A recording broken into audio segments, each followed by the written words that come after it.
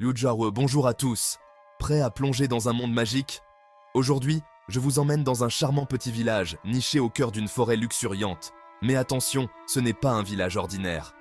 C'est un village enchanté, où les arbres murmurent des secrets et les rivières chantent des berceuses. Un vrai rêve, n'est-ce pas? Alors, imaginez, ce village, Eldoria, abrite toutes sortes de créatures mystiques.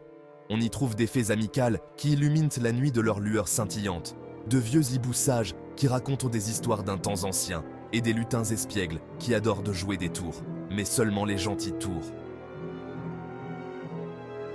Notre histoire commence avec une jeune fille nommée Lila. Lila est curieuse, courageuse et toujours à la recherche d'aventures. Un beau matin, dans le grenier de sa grand-mère, elle tombe sur une vieille carte poussiéreuse. Mais il ne s'agit pas de n'importe quelle carte. C'est une carte magique qui révèle les chemins cachés et les lieux secrets d'Eldoria. Enthousiaste, Lila se met en route, la carte serrée dans sa main.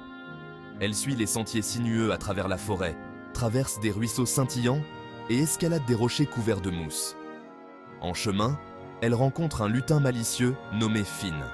Finn décide de la rejoindre dans sa quête, lui promettant de la guider vers les endroits les plus merveilleux.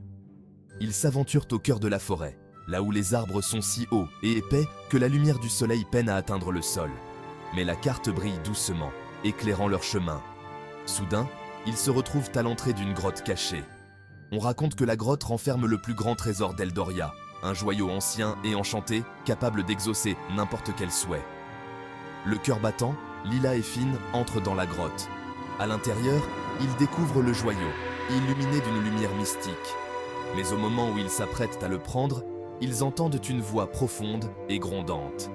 C'est Eldor, le gardien du joyau, un vieux dragon sage. Eldor explique que le pouvoir du joyau n'est pas à prendre à la légère. Il ne peut être utilisé que par quelqu'un au cœur pur et aux intentions nobles.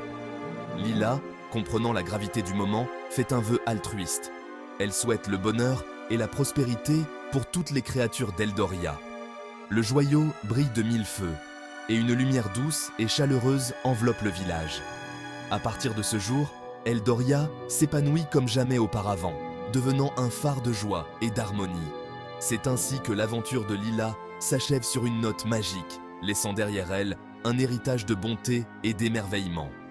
Alors, la prochaine fois que vous trouvez une vieille carte ou que vous entendez le bruissement des feuilles, rappelez-vous que la magie se cache dans chaque recoin du monde. Il suffit de la chercher.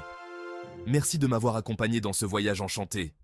N'oubliez pas d'aimer, partager et vous abonner pour découvrir plus d'histoires magiques. À la prochaine, continuez à rêver et à explorer.